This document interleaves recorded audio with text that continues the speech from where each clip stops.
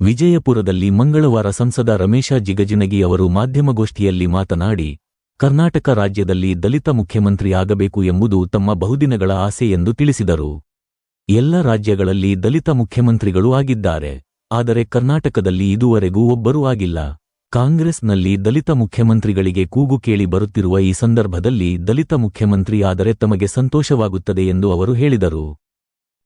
ನೋಡ್ರಿ, ನೀವು ಅಟ್ಟೆ ಅರ್ಧಕ್ಕೆ ಹೇಳಿಬಿಟ್ರಿ. ನನಗಂತೂ ಭಯಂಕರ ಖುಷಿ ಆಗ್ತದೆ ಯಾವರೇ ಒಬ್ಬ ದಲಿತ ಆದರೆ.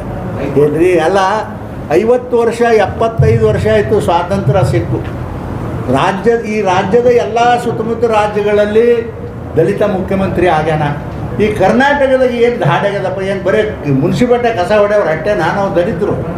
ನಾವ್ಯಾಕೆ ಆಗಬಾರ್ದು? ಎಲ್ಲರೂ ಏನು ಅಯೋಗ್ಯರದೇವ, ಏನು ಕರಿಗೇನು ಕಾಂಗ್ರೆಸ್ನವ್ರಿಗೆ ಏನು ಧಾಡ್ಯಾಗದ ಕರಿಗೇನಂತ ಹಿರಿಯ ಮನುಷ್ಯನ ಮಾಡ್ಲಾಕ ಹ್ಯಾಂಗ್ರಿ ಇದು? ಏನು ನಮ್ಗೆ ಅರ್ಥ ಆಗಲ್ಲಾಗದ. ಆದರೆ ಇಷ್ಟು ಮಾತ್ರ ಹೇಳ್ತೀನಿ, ನಾ ಹಿಂದೂ ಹೇಳೀನಿ, ಈಗೂ ಹೇಳ್ತೀನಿ, ಖಂಡಿತ ಒಬ್ಬ CM ಈ ರಾಜ್ಯಕ್ಕೆ ಆಗ್ತಾರೆ. ಅದು ಯಾವ ಪಾರ್ಟಿಯಿಂದ ಆಗ್ತಾರೋ ನನಗೇನು ಗೊತ್ತಿಲ್ಲ, ಒಟ್ಟು ಆಗ್ತಾರೆ.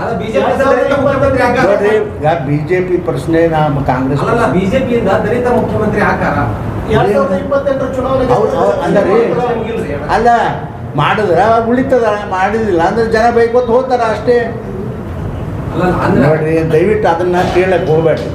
ನಾನು BJPಗೆ ಆಗಬೇಕು ಮತ್ತು ಕೇಳಂಗಿಲ್ಲ. ನಾನು ಆದದ್ದು ಯಾವ ಪಾರ್ಟಿಯಾಗೇ ಆಗಲಿ, ಒಬ್ಬ ದಲಿತ ಆಗಲಿ ಅಂತ ನಾನು ಕೇಳ್ಕೊತ ಹೊಂಟೀನಿ. ನಾನಂತೂ ಬಿಡೋದಿಲ್ಲ.